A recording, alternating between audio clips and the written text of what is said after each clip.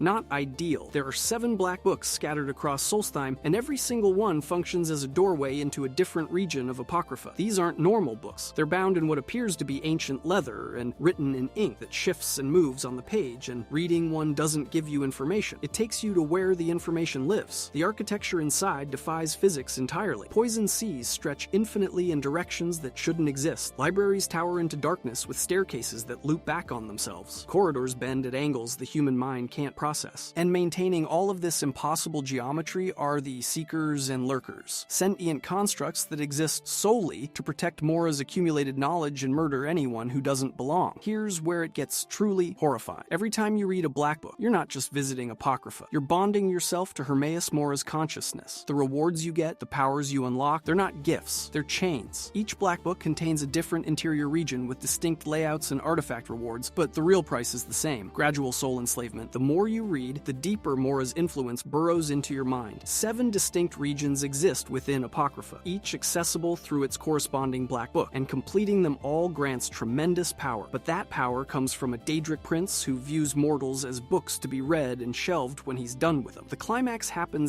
At the Summit of Apocrypha, where you need the complete Bend Will Shout to tame Saratar, one of Mora's enslaved dragons, then fly to confront Miraak, the first Dragonborn, the guy who made the same bargain you're making thousands of years earlier. Miraak thought he could use Hermaeus Mora's power without consequences, and now he's been trapped in Apocrypha for millennia, serving Mora whether he wants to or not. And when you kill him, Mora just absorbs his soul and thanks you for eliminating a disobedient servant, which raises the obvious question: what makes you think you're any different? Apocrypha represents the ultimate subversion of dungeon design. Every other location in Skyrim operates on the principle that knowledge and loot make you stronger. Find the book, get the power, move on. But in Apocrypha, reading is the trap, knowledge is the weapon, and the Daedric Prince offering you everything you want is the one entity in the universe with infinite patience and zero reason to let you go. Whether the Dragonborn can truly resist Hermaeus Mora's influence, or if they've already lost, the moment they opened the first black book is a question the game deliberately refuses to answer. And that's the most terrifying part. If you enjoyed this video and want to see every questline in Skyrim Explained, click the video on the screen now.